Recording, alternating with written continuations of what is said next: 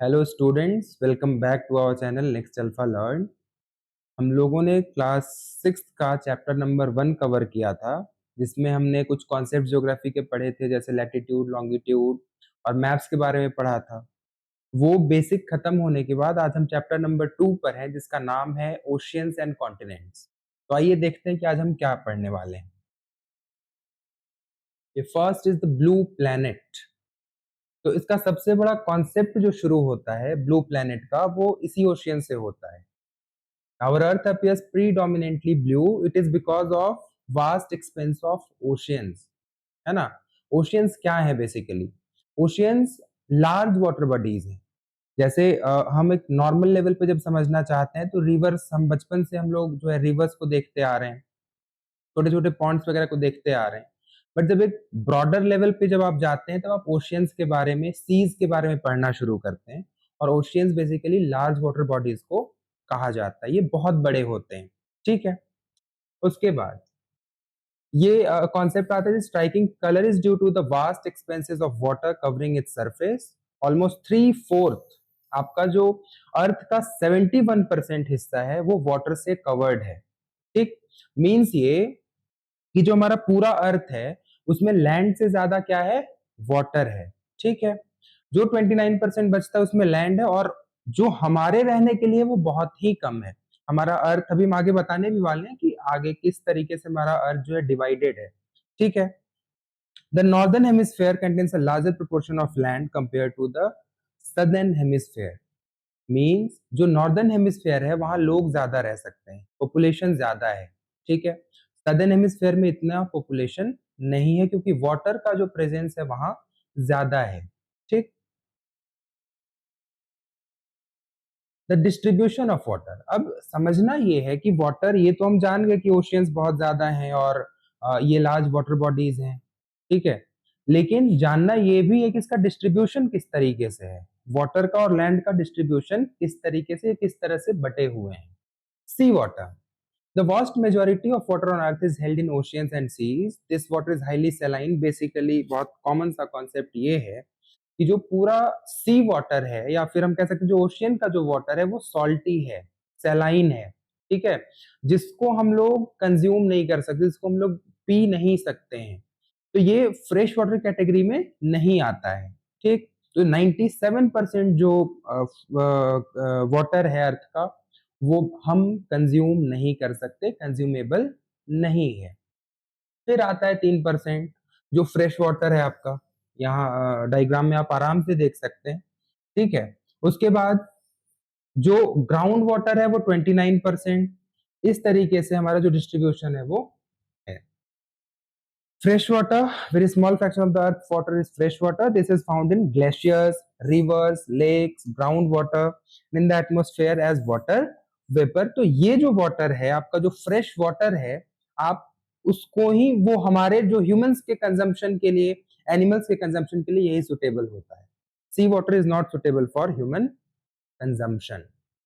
अब आते हैं ओशियंस। 5 ओशियंस की बात कर लेते हैं जो मेजरली हमें इन्हीं के बारे में समझना होता है, ठीक। फर्स्ट है हमारा पैसिफिक ओशियन। ये साइज वाइज ये जो है पूरा ऑर्डर में है, सबसे बड़ा से लेके सबसे छोटे तक, ठीक है। तो पैसिफिक ओशियन जो है ये है first largest. It spans across both the northern and southern hemisphere. Basically मैं आपको बताना चाहूंगा कि जो हमारा अर्थ है ना वो 2 पार्ट्स में डिवाइडेड है। एक आपका नॉर्दर्न हेमिस्फीयर है और दूसरा आपका सदर्न हेमिस्फीयर है, ठीक है। दूसरी बात, जो पैसिफिक ओशियन है वो है deepest and most vast ocean on the earth.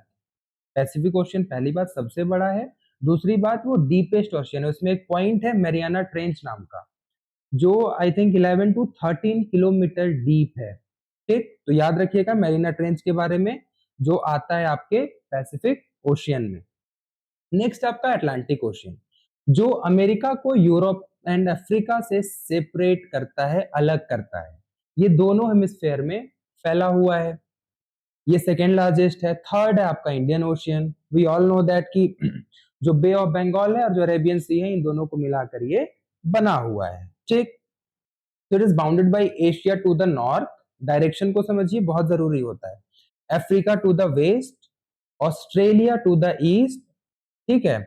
और अपना जो इंडिया जो है, अपना जो कोस्टल बाउंड्री, कोस्टल बॉर्डर किसको कहा जाता है? वो बॉर्डर जो समुद्री किनारा है ना, कोस्ट पर है। कोस्ट का बेसिक मतलब ही होता है किनारा, ठीक। तो इंडिया से coastal borders with two major arms of this ocean. पहला है आपका अरेबियन सी जो वेस्ट में है, इंडिया के मैप पे आप देखेंगे तो आपको देखने को मिल जाएगा। और बे ऑफ बंगाल जो है वो ईस्ट में लाई करता है, ठीक। फिर आता है आपका सदर्न, तो नाम से ही समझ में आ रहा है सदर्न ओशियन है, जिसको हम अंटार्कटिक भी कहते हैं। जब आप जैसे यहाँ देख लीजिए, ये अंटार्कटिका। जब आप इस तरफ जाते हैं तो चूंकि ज्यादा यहाँ पे क्या है, स्नो से कवर्ड एरिया है अंटार्कटिका। ये जो अंटार्कटिका कॉन्टिनेंट भी है कंप्लीटली कवर्ड है स्नो से। सॉरी, इसलिए हम इसको अंटार्कटिक ओशियन भी कहते हैं। It encircles the continent of Antarctica in the southern hemisphere. तो ऊपर साइड हमारा नॉर्दर्न हेमिस्फेयर है और नीचे की तरफ आपका सदर्न सदर्न हेमिस्फेयर है, ठीक। उसके बाद आता है आर्कटिक ओशियन, जो स्मॉलेस्ट ओशियन है, located entirely in the northern hemisphere surrounding the north pole, ठीक है। Basically Arctic ocean smallest ocean है। कुछ कुछ फैक्ट्स हमेशा याद रखिए, क्लास 6 के लेवल पे तो और जरूरी है, हालांकि ये बाद में भी पढ़ना पड़ता है, बट याद हमेशा ये रखना है कि पैसिफिक ओशियन आपका लार्जेस्ट है एंड डीपेस्ट है। आपका जो स्मॉलेस्ट ओशियन है वो है आर्कटिक ओशियन, ये इंटायरली नॉर्दर्न हेमिस्फेयर में आता है। ये बेसिक बातें हैं, नॉर्थ पोल को ये सराउंड करता है, ठीक है। तीसरी बात कि जो इंडियन ओशियन है वो किससे मिलकर बना हुआ है? तो पहला बे ऑफ बंगाल, दूसरा Arabian sea. Bay of Bengal किस तरफ है? ईस्ट की तरफ। अरेबियन सी किस तरफ है? वेस्ट की तरफ। ये आपको आगे चल के इंडियन ज्योग्राफी पढ़ने में भी हेल्प करने वाला है, ठीक। अब आइए, मैरीन लाइफ एंड इकोसिस्टम। ये मैरीन लाइफ क्या है? जहां भी मैरीन वर्ड आएगा ये समझ लीजिए कि सी से रिलेटेड कुछ बात हो रही होगी। तो marine life, ocean sustain a rich diversity of life divided broadly into flora and fauna. अब ये क्या है? जैसे हम सब लैंड के ऊपर सरवाइव कर रहे हैं, डिफरेंट कंट्रीज डिफरेंट कॉन्टिनेंट्स ये लैंड के ऊपर सरवाइव कर रही हैं। अब ठीक उसी तरीके से समुद्र के अंदर भी या फिर ओशियंस के अंदर भी एक जो पूरा का पूरा प्लांट और एनिमल का जो है वो एक तरीके से फैमिली है जो वहां पर भी सरवाइव कर रही है। ये बात आपको समझना पड़ेगा। तो फ्लोरा एंड फौना में उनको हम डिवाइड कर देते हैं। तो फ्लोरा क्या है? और एक और बात, ये फ्लोरा यहाँ पे वर्ड है मैरीन, क्योंकि यहाँ पे बात हो रही है वाटर से रिलेटेड, सी से या ओशियन से रिलेटेड, इसलिए हमने ये वर्ड यूज किया हुआ है। लैंड के ऊपर भी फ्लोरा एंड फौना होता है। जब आप किसी भी कंट्री के बारे में या कॉन्टिनेंट के बारे में पढ़ेंगे या बेसिक ज्योग्राफी पढ़ेंगे तो आपको फ्लोरा एंड फौना हर जगह देखने को मिल जाता है, ठीक। आइए, तो जो प्लांट लाइफ ओशियंस में एग्जिस्ट कर रही है वही मैरीन फ्लोरा है। ये माइक्रोस्कोपिक लेवल की एल्गे हैं, मतलब माइक्रोस्कोपिक का मतलब होता है बहुत छोटे लेवल पे, ठीक।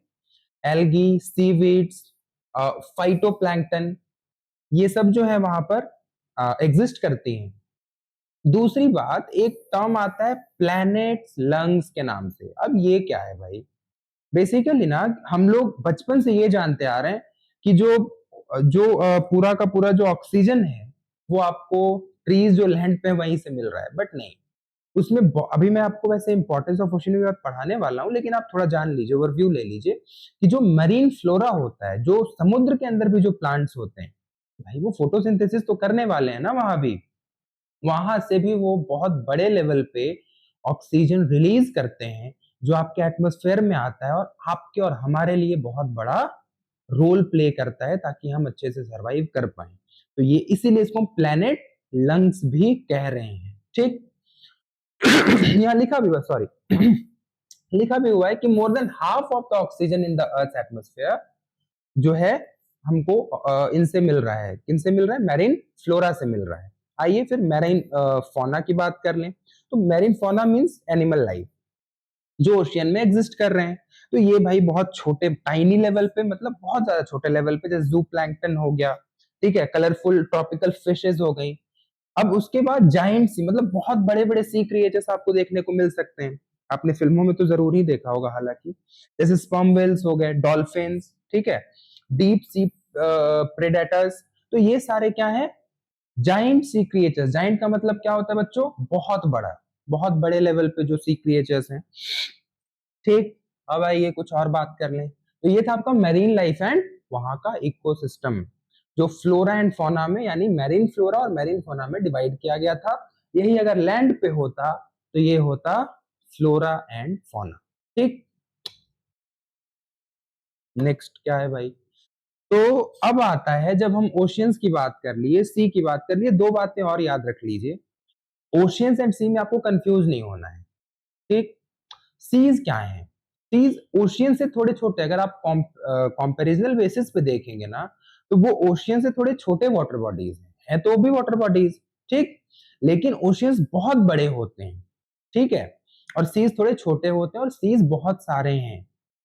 ठीक, सीज के बारे में अगर आपको पढ़ना है तो आपको थोड़ा डीप जानना होगा, हालांकि 8 9 10 अभी सारी क्लासेस जो हैं आपकी बाकी हैं, वहां तो आप जरूर ही पढ़ने वाले हैं। खैर, तो अब आता है जब हम ओशियन और सी से कहाँ शिफ्ट हो रहे हैं, कॉन्टिनेंट्स की तरफ। वहां पे बात वाटर की हो रही थी, अब बात होगी लैंड की। ये कॉन्सेप्ट कहां से आएगा, लैंड से आएगा। What is it, it is a large continuous expense of land. Large continuous का मतलब क्या हुआ, मीन्स ये बहुत बड़े लेवल पे जब हम लैंड की बात करेंगे, और वो एक्सपेंडेड फॉर्म में होगा, बहुत दूर तक फैला हुआ होगा। जैसे दो बातें, कंट्री जो हमारे लिए नोन है बहुत पहले से, क्योंकि हर बच्चा, हर इंसान किसी ना किसी पर्टिकुलर कंट्री में रह रहा है। किसी पर्टिकुलर कंट्री में अगर ये रह रहा है तो वहां पे क्या होगा, वो कंट्री के बारे में जान ही जाएगा कि इसको देश कहा जाता है, बट कॉन्टिनेंट को नहीं जान पाता, कॉन्टिनेंट के बारे में पढ़ना पड़ता है। Is a large continuous expense of land. फिर आता है कि 7 कॉन्टिनेंट्स कौन कौन से हैं। ये जो 7 कॉन्टिनेंट्स हैं वो है, फर्स्ट है आपका Asia, the largest and the most populous continent. We all know that we live in Asia, है ना। तो ये क्या है, सदर्न पार्ट, इंडिया जो है कहाँ आता है, सदर्न पार्ट ऑफ एशिया में। ये सबसे बड़ा जो कॉन्टिनेंट है वो है एशिया।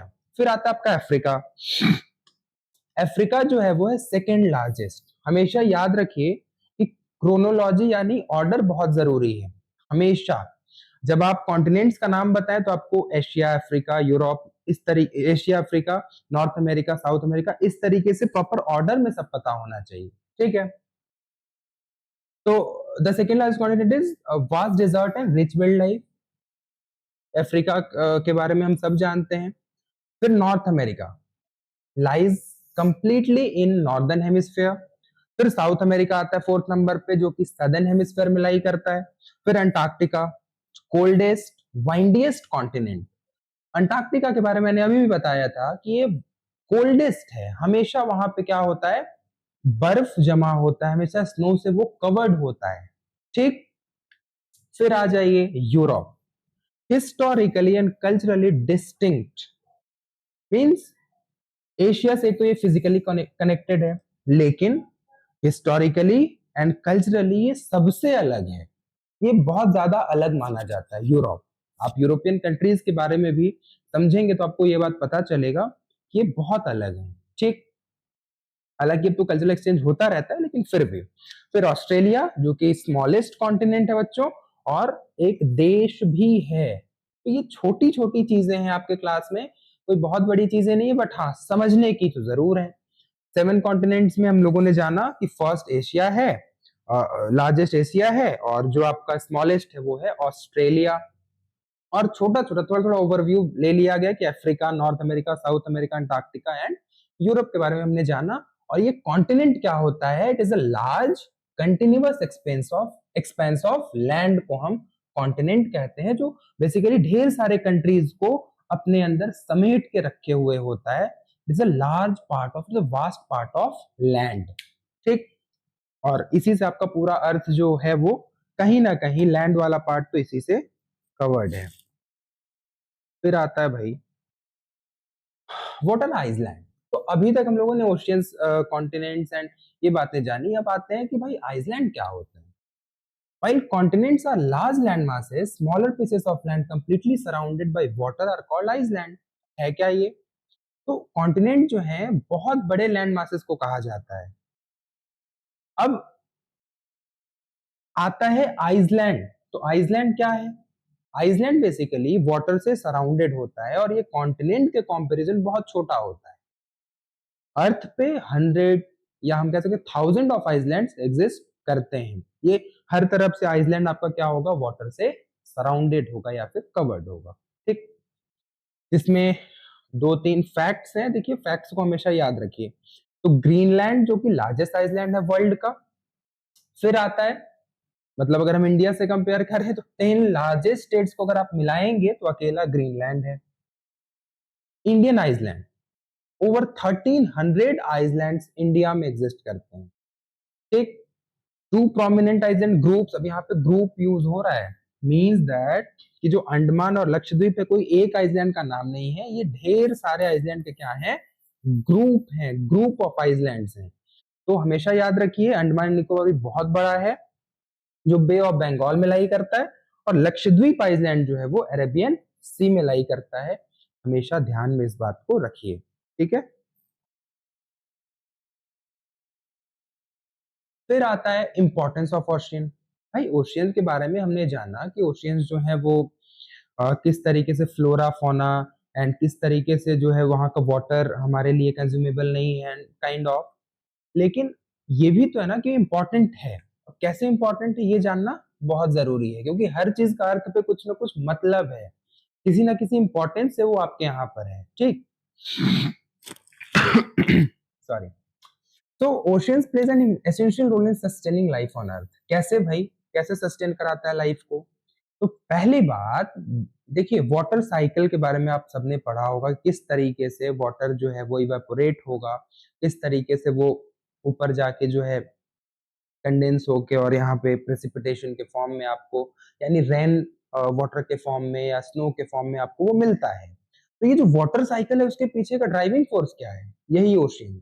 जब बड़े लेवल पे जब तक इवेपोरेशन नहीं होगा तो आई डोंट थिंक कि अर्थ पे वाटर साइकिल हमेशा इस तरीके से रन कर पाएगा और वाटर साइकिल कंप्लीट हो पाएगा। ठीक, तो इसलिए कहा जाता है कि there are driving force behind global water cycle, क्योंकि बिना ओशियन के इवेपोरेशन के जो रेनफॉल है वो अर्थ पे रिसीव ही नहीं हो पाएगा, और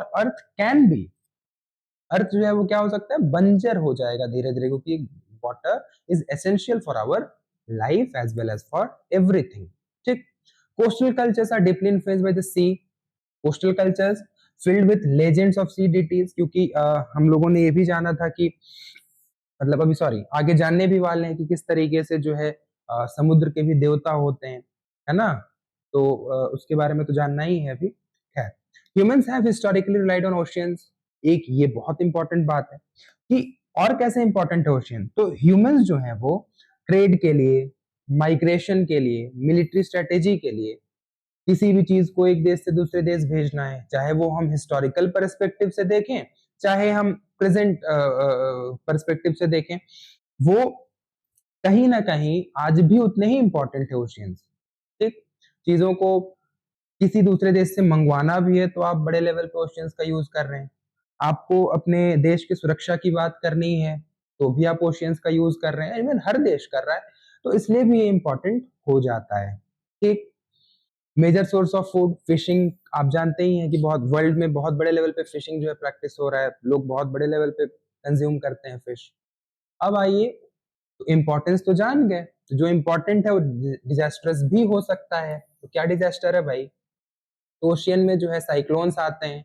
ये क्या है? बहुत वायलेंट स्टॉर्म्स हैं, जहां पे बारिश बहुत तेज होती है, आंधी बहुत ज्यादा आता है, extreme wind causing immense damage to coastal regions. ठीक, जो किनारे पे लोग रहते हैं या फिर जो किनारा है वो बहुत बड़े लेवल पे डैमेज होता है, लाखों लोग अपना जान गंवाते हैं, हजारों लोग बहुत सारी चीजें खो देते हैं।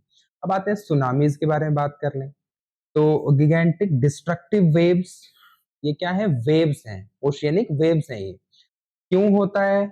जब अंडर वाटर अर्थक्वेक आएगा या वोल्केनिक एरप्शन होगा ओशियन के अंदर, तब ये होता है। ठीक, जैसे एक एग्जांपल बहुत फेमस है, डिवास्टेटिंग 2004 इंडियन ओशियन में सुनामी आया हुआ था, इसमें लगभग 14 कंट्रीज में इसका इफेक्ट देखने को मिला था, और उसके बारे में भी एक क्वेश्चन भी है जो मैं आपको बताने वाला हूँ। ठीक, फिर आता है ह्यूमन थ्रेट्स टू ओशियन। अब भाई हमारे लिए तो जो थ्रेट था वो था ही था, हमने क्या दिया, हम क्या कर रहे हैं उसके साथ, क्या हम कैसे उसके लिए खतरनाक साबित हो रहे हैं। तो बहुत बड़ा तो ये मैसिव साइज है, तो ह्यूमन एक्टिविटीज के लिए हाईली वनरेबल है ये। ठीक, लेकिन हम क्या कर रहे हैं वो देख लीजिए। ह्यूमन एक्टिविटीज तो होगा ही होगा, ह्यूमंस की तो आदत होती है ये सब करते रहना। तो क्या है भाई, तो टन ऑफ प्लास्टिक वेस्ट हम सी में हर साल जो है डंप कर दे रहे हैं आराम से। मेरीन लाइफ का हाल बुरा है इसकी वजह से।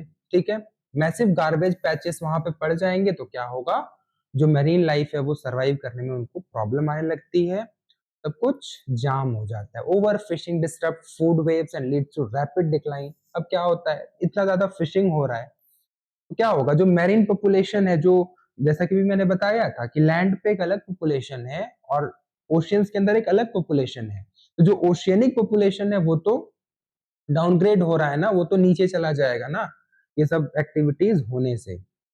चलिए, तो ह्यूमन थ्रेट्स क्या थे वो हमने देखा। फिर आते हैं यूएन की बात थोड़ी कर लें कि भाई June 8 world ocean day celebrate किया जाता है to to promote to protect marine ecosystem and ये एक ह्यूमैनिटी पे बेस्ड होता है कि भाई हम, हमारा ये कलेक्टिव ड्यूटी है कि हम मैरीन इकोसिस्टम को बचाएंगे। ठीक, तो जून 8 को जो है वो यूएन ने डिक्लेयर किया कि ये क्या होगा, वर्ल्ड ओशियंस डे हम लोग इसको मनाएंगे। फिर आते हैं इंपॉर्टेंट फैक्ट्स कुछ, अभी जैसे कि मैंने बताया था तो मैं आपको बताऊंगा कैसे जो डीटीज हैं, वैदिक डीटीज हैं, तो हम लोग भी पहले हमारे यहाँ पर जो भी ग्रंथ वगैरह है उसमें समुद्र का जिक्र बहुत अच्छे से किया हुआ है। तो वहां पे हम लोग क्या करते थे, समुद्र की पूजा करते थे और वरुण को हम लोग मानते थे कि वो समुद्र के देवता हैं। ठीक है, Vedic deity of ocean and water. And आज भी हमारा जो, हमारी जो इंडियन नेवी है वो अपना जो मोटो रखी हुई है वो है सैम नो वरुणा। ठीक है, फिर आता है प्रोपोर्शंस। तो we all know that 71% of earth is water, 29% is land. Largest versus smallest, तो पैसिफिक लार्जेस्ट ओशियन था, आर्कटिक स्मॉलेस्ट था, एशिया लार्जेस्ट कॉन्टिनेंट था, ऑस्ट्रेलिया स्मॉलेस्ट था। फिर आता है lungs of the planet, ocean produce more than 50% of the world's oxygen. Yes, हम लोगों ने समझा भी था कि कैसे, जो ओशियन फ्लोरा की हमने यहाँ पर बात की हुई थी। फिर वर्ल्ड ओशियन डे की बात करते हैं, जून 8 को ग्लोबली सेलिब्रेट ये किया जाता है। कुछ क्वेश्चन एंड आंसर्स का सेशन है जो कर लीजिए, बहुत इंपॉर्टेंट होगा आपके एग्जामिनेशन के पॉइंट ऑफ व्यू से भी। ठीक है, तो why is the earth called the blue planet when viewed from space. अब इसको हम ब्लू प्लैनेट क्यों कहते हैं, क्योंकि अर्थ हमारा प्रीडोमिनेंटली ब्लू दिखता है because of nearly third fourth part जो है, 3/4 पार्ट जो है वो मीन 71% जो पार्ट है वो आपके अर्थ का कवर्ड है ओशियन से। ठीक है, इसीलिए हम इसको कहते हैं कि ये क्या है, ब्लू प्लैनेट है। फिर आइए, नेक्स्ट क्वेश्चन है कि what is the difference between a continent and island. हम लोगों ने समझा था कि कॉन्टिनेंट जो है वो मैसिव कॉन्टिन्यूअस, मतलब बहुत दूर तक फैला हुआ लैंडमास है। ठीक, जैसे Asia, Africa, north America, Europe, ये जितने भी हैं। आइलैंड क्या है, स्मॉलर पीस ऑफ लैंड है इन कंपैरिजन टू कॉन्टिनेंट, ये बहुत छोटा होता है।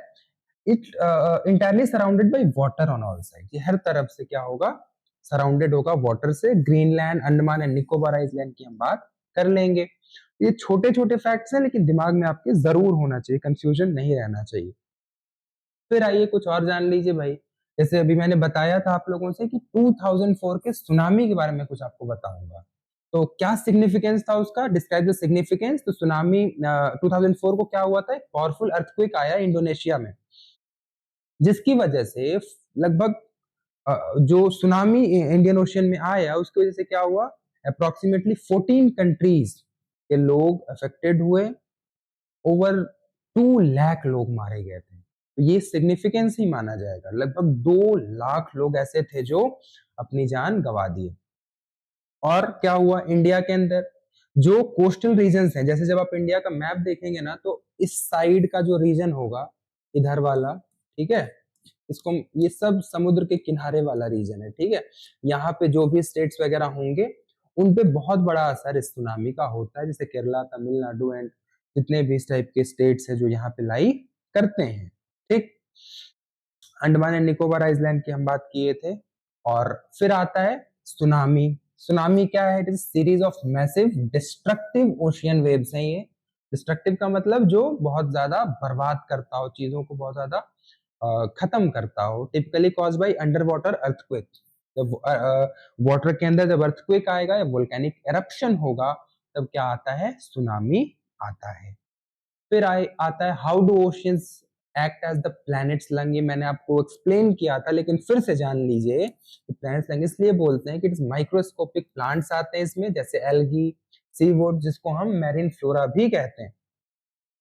Through the process of photosynthesis, अब ऑब्वियस सी बात है, जब फोटोसिंथेसिस होगा तो ऑक्सीजन तो ये रिलीज करेंगे, और जब ऑक्सीजन रिलीज करेंगे तो क्या होगा? अर्थ के एटमॉस्फेयर में वो आएगा, और जिसकी वजह से इनको हम प्लैनेट्स लंग भी कहते हैं, और वो हमें हेल्प करते हैं।